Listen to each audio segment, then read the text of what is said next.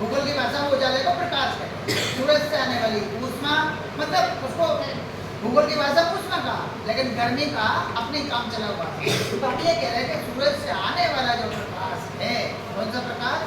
सूरज से आने वाले प्रकाश और ऊष्मा दोनों को कहते हैं सौर विकिरण। और विकिरण इसलिए कहते हैं कि वो बिना माध्यम से भी आ रहा है, कोई उसको लेके नहीं आ रहा है, अपने आप ऑटोमेटिक आ रहा है।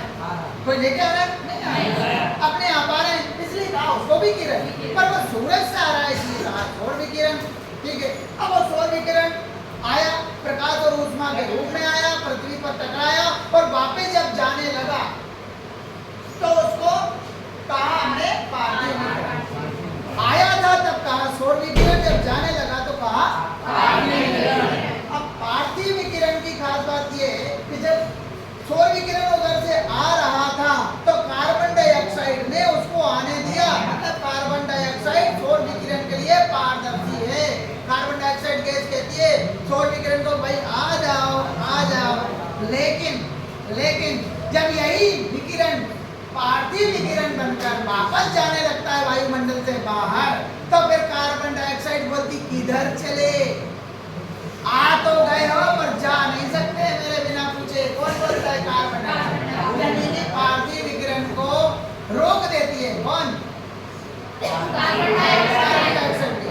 इसका मतलब है कि कार्बन डाइऑक्साइड पार्थिव विकिरण के लिए पारदर्शी है। अब हम कहते हैं कि सौर विकिरण के लिए कार्बन डाइऑक्साइड गैस पारदर्शी है और पार्थिव विकिरण के लिए अपारदर्शी है। अब जब अपारदर्शी हो गई, अगर कार्बन डाइऑक्साइड की मात्रा कम होती तो ये इसको कम रोकती, ज्यादा वाला भाग ऊपर चला जाता वायुमंडल से बाहर, तो कम बचता ये विकिरण। और अगर कार्बन डाइऑक्साइड की मात्रा बढ़ जाती है तो ये विकिरण ज्यादा मात्रा में यही रह जाता है, धरती के वायुमंडल में ही रह जाता है। कौन? ये विकिरण। और विकिरण से होती है गर्मी पैदा। तो इसीलिए विश्व की सरकारें ये कोशिश कर रही है कि इसकी मात्रा ना बढ़े। इसी के कारण तो गड़बड़ हो रही है, भूतापन यानी ग्लोबल वार्मिंग तो इसीलिए हो रही कि सौर विकिरण आ रहा है, ठीक है, लेकिन जब वो गर्मी और प्रकाश वापस लौटना चाहता है, और अगर वो वापस लौट गया तो यहाँ गर्मी पैदा हो ही नहीं सकती, लेकिन ये वापस लौटने ही नहीं दे रही, तो कौन नहीं लौटने दे रहा? Carbon dioxide.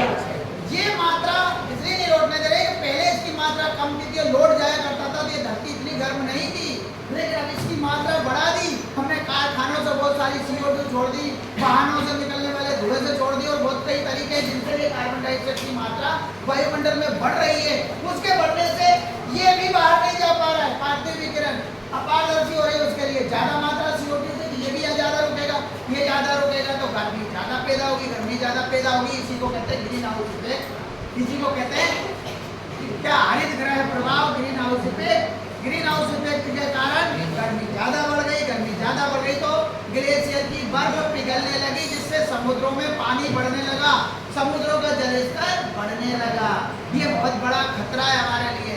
इसीलिए तो विश्व की सरकारें, विश्व के देश ये कोशिश कर रहे हैं कि कार्बन डाइऑक्साइड की मात्रा जो हम निकाल रहे हैं इसको कम करें, इसको कम निकालें या बिल्कुल ना निकालें। इसलिए जीवाश्म ईंधन या डीजल, पेट्रोल, कोयले को जलाने की बजाय कुछ और जलाने की कोशिश हम कर रहे हैं। ठीक।